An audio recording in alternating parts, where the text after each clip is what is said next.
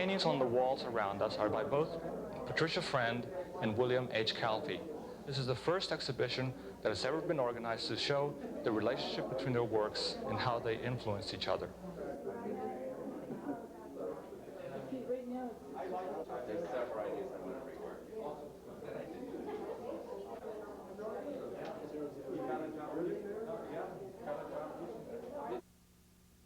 They had studios in the same house, and they taught painting together during many of those years.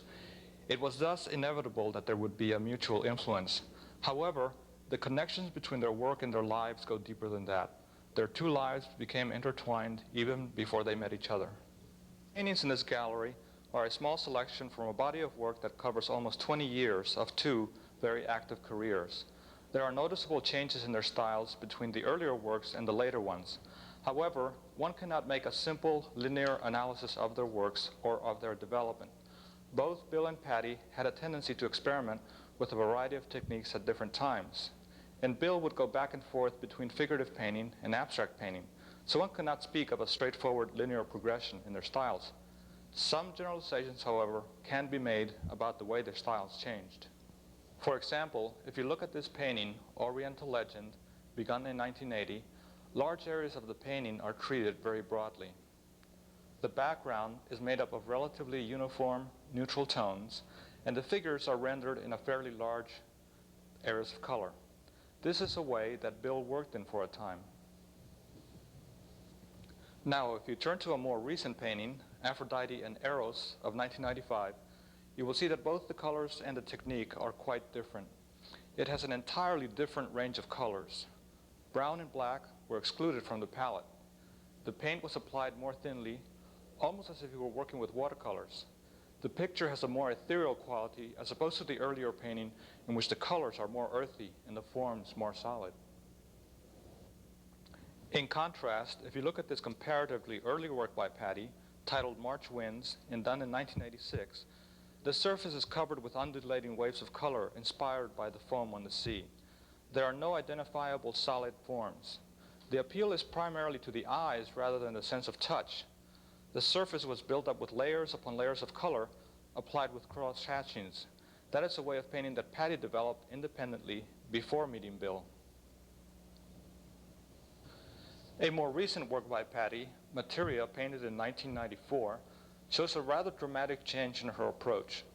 The painting was inspired by a broken tree trunk. The shapes are very solid and have sharp angles. The brushwork is contained within strong contours. This way of working is characteristic of Patty's recent paintings. What we're seeing here is a development that in Bill's case goes from something relatively sculptural to something fairly optical and painterly. In Patty's case, we see a development from an approach that is fairly painterly to one that is comparatively tactile and sculptural. It was inevitable that two artists living together, working together, sharing studio space, and teaching together would result in mutual influence in their work. But it is also possible that both artists could have arrived independently at these ways of working. In my opinion, both artists developed ways of working that had many common elements before they met each other. That is one of the reasons that allowed them to work together and to have the same students. From the beginning of their relationship, they understood much about each other's work. A large part of the explanation for the relationship between their work and their ability to develop a close collaborative relationship lies in their personal life experiences. One person whom Bill recalled as having a formative influence on his interest as a child was his father, who was a doctor. He fabricated small animals out of wood and fabric. The animals were constructed of intersecting planes of wood, a method of construction that Bill used extensively as a mature sculptor employing a variety of different materials. Birds, cats, horses, and other animals are among Bill's most frequently recurring subjects in painting and sculpture, often with mythological overtones. Another influential person in Bill's development as an artist was one of his high school teachers, Jessie Baker. Late in his life, Bill could still recall the day that Miss Baker held up a small replica of a sculpture. He vividly recalled the quality of the gesture with which his teacher held up the sculpture and the position of her arm. It had a formal quality that he later recognized as having a resemblance to the gestures of figures in ancient Egyptian or Etruscan sculpture. This awareness of the importance of the position of the arms and hands also became a constant in Bill's work. For example, if you look at this painting titled Abbey, done in 1989, you'll notice that the the upper arm is parallel to the edge of the picture, and then the upper arm is parallel to the top of the picture. And then we have the left arm entering the composition from the lower left corner, leading our eye into the center of the picture so that both hands, in a sense, come together and meet at this point. In the early 1930s, Bill obtained a scholarship to study for a year at the École des Beaux-Arts in Paris. During his stay in Paris, he undertook his first journey to Italy, where he was particularly captivated by early Renaissance mural paintings. This initial contact with the great age of fresco kindled in him a passion for Italy that lasted a lifetime. After returning to Washington, Bill enrolled at the Catholic University and studied architecture. This choice was based on his desire to do something practical because, as he later said, art in those days was thought of as a crazy occupation. At least that's what I thought. But he found the dry formality of studying architecture, at least as it was taught then, to be too uninspiring, and he left the program. Bill was accepted into the Cranbrook Academy in Michigan, which he found to be highly stimulating, and where his hesitation about pursuing art as a profession would eventually vanish. He was provided with his own studio space and ample materials with which to work. He also had access to the studio of the figurative sculptor Carl Millis on the grounds of the Academy. There he was able to see how a monumental sculpture was constructed, and he learned the art of casting bronze. Millis's personal qualities as a teacher and his dignified bearing also left an indelible mark on Bill. He realized then that even as an artist, he could live a life of quiet dignity and social respectability, in contrast to the proverbial bohemian artist living on the margins of society, a thought which did not appeal to his sensibilities. After returning to Washington, Bill found a very spacious studio near the intersection of 14th and U Streets in Northwest Washington, and he continued to paint and sculpt. During the late 1930s and early 40s, Bill obtained work painting murals for the Fine Arts section of the U.S. Treasury Department. The murals provided him with an opportunity to paint on a previously untried scale. The subjects were familiar scenes of everyday life, including fishermen, farmers, miners, and industrial workers, but the figures and ordinary objects were integrated into abstract patterns that extend the full length of the murals. During the Second World War, Bill began attending the classes taught in the evenings by C. Law Watkins at the Phillips Memorial Gallery. The classes were free, and a live model was provided for the drawing and painting classes. The classes were held in a studio on the 4th floor of the house near the DuPont Circle that had been Duncan Phillips's boyhood home, and which he had turned into an art gallery open to the public.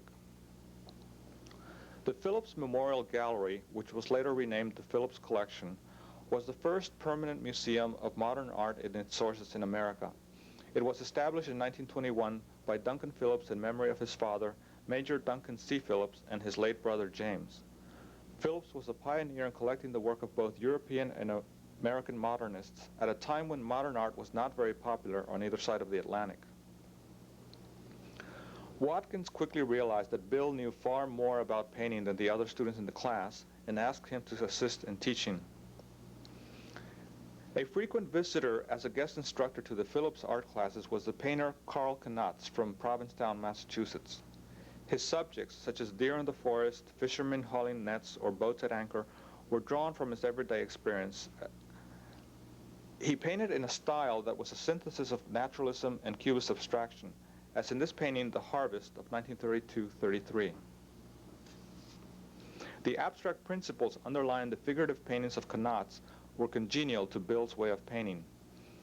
Bill, however, had developed his way of painting independently, not by studying 20th century Cubism, but through the study of Italian Renaissance art.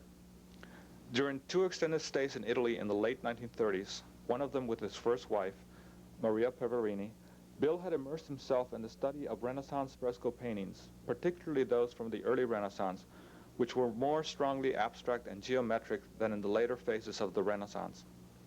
Bill's participation in teaching art at the Phillips Memorial Gallery truly represented a meeting of the minds, since Duncan Phillips strongly believed that the origins of modern art lay in Renaissance art. This conviction grew out of Phillips' study of the Venetian painter Giorgione, whose lyrical paintings of nymphs and shepherds employed form and color to evoke poetic reveries rather than to affirm religious doctrines. To Phillips, Giorgione's poetic use of form and color signaled a recognition that the latter could carry meaning independently of identifiable subject matter. For this reason, Phillips collected the work of earlier masters such as El Greco, Goya, and Chardin, as well as 20th century artists whose works are purely abstract.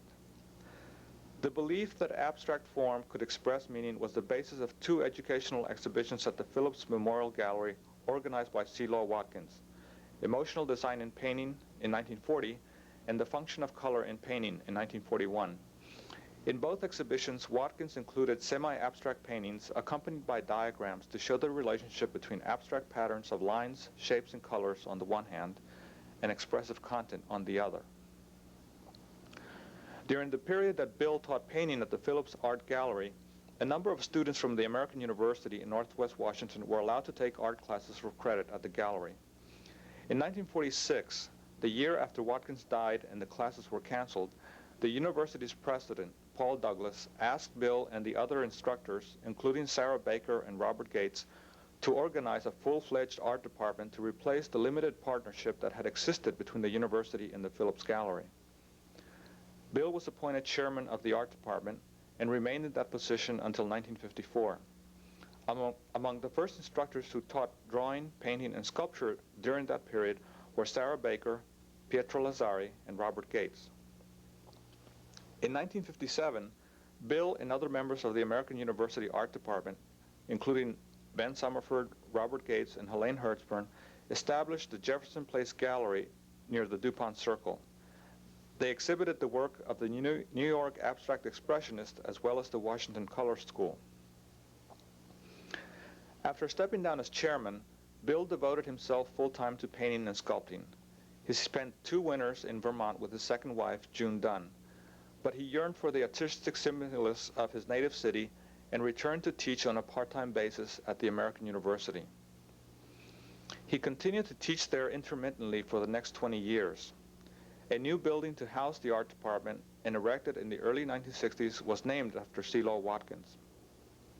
Bill was the co-founder of the Watkins Memorial Collection at the art department. A year before his second divorce in 1978, Bill moved from his home in Washington to a large house in Chevy Chase, Maryland, where he would spend the last 18 years of his artistic career. At approximately the same time, he met Patty, who was 20 years younger than he was. She became his companion during the remaining years of his life. She had studied painting with the Washington artist Laura Douglas before enrolling at the American University in 1968.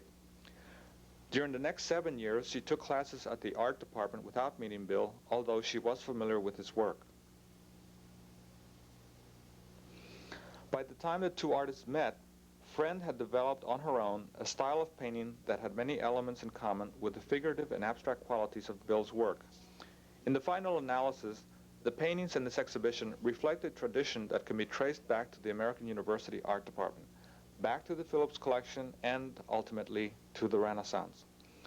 The Washington Studio School, which has many faculty members who are graduates of the American University, is very much a part of that tradition. In the late 1970s, Patty and Bill organized the Kensington Workshop, an independent studio where they taught painting for almost a decade. The classes were first held in a private studio in a friend's home, but after the first year they were able to rent a space that was large enough to hold the number of students that signed up for their classes. When the facility was sold in the mid-1980s, the classes were moved to Calfee's large house in Chevy Chase, which had been remodeled to provide studio and living space for both artists. Bill's dedication to teaching and expanding the appreciation of art is reflected in one of his last acts before he passed away last December. He made provisions for the establishment of a non-profit educational foundation that will provide grants for art students to travel abroad and study the art of the past that were decisively influential on his own development. A compositional device that both Bill and Patty used in their paintings was the inclusion of paper cutouts from magazines and newspapers. Patty continues to work in this way. They both applied preliminary layers of paint to establish the placement of the larger shapes and the general range of colors.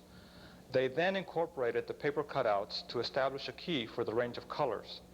The cutouts are fragments of unrecognizable objects or abstract patterns. They are then adjusted to harmonize with that key. The shape of the cutouts are also integrated into the larger painted shapes. Another example occurs in this painting, The Oriental Legend, in which you can see along the central axis a very large paper cutout that's been attached to the middle of the picture. And you can see fragments of newspapers here also on the collar and the shoulders. And there's a fragment of a magazine here which blends in very smoothly with the rest of the picture. In Patty's case, however, she took the idea a step further. For example, in this painting, Alchemical Fingers, done in 1992, she applied thin glazes of paint over the cutouts in such a way that you think you have seen something recognizable just beneath the surface of the painting. Since some of the images in the original cutouts are out of focus, you do not immediately see them until you look very closely. In other words, you see things that you think are there but are not there, and there are other things that you do not see but that eventually strike you. Patty's method of painting is a way of transforming the images in her work into something fairly magical and mysterious. You come away feeling that there is indeed something that is hidden beneath the surface of nature that is another dimension of reality. But it remains elusive. You can never pin it down. Bill had a very profound effect on all who knew him. And Patty has a letter written by one of his former pupils who later became a teacher. And he wrote this letter when he found out about Bill's passing away. This letter is from a man named Martin Reese, who studied with Bill in the 40s at American University. He is a professor at the University of Long Island in New York and a very successful professional printmaker and possibly painter. Dear Patty, and I'll dispense with the other part. He was a marvelous person and a great artist. He was my first important art teacher and had a major influence on my work and on my commitment to art as well as my career as a teacher. I still remember my first class with him at American University and how inspiring he was, how insistent on a professional attitude, even from little green freshmen. I was fascinated by his art, went to all his exhibitions, and studied his work intently. He introduced me to egg tempera, which I used to great advantage for a long time. He did great things for the art department. I remember once I was invited to travel with Bill to New York to visit Richard Lippold's studio. Lippold was working on a very large wire sculpture which many years later was on view in the Metropolitan Museum, now in the permanent collection. One of the most helpful things for me was having important New York artists like Boris Margot and Jack Tworkov and many others teach at AU during the summer. Tworkov and I became good friends when I moved to New York, and he helped me a lot, introducing me to many artists and galleries. I wish we could come to Washington for the exhibition and the talk at the Courtyard Gallery, but we have other commitments. I hope there will be a retrospective of his work someday. I would love to see a range of his art. I'm sure everyone else would too. With deepest condolences and much love. The American University Art Department has scheduled an exhibition of Bill's sculpture for the academic year 1996-97, so you will have the opportunity to see another aspect of his life's work. We hope you will be able to attend.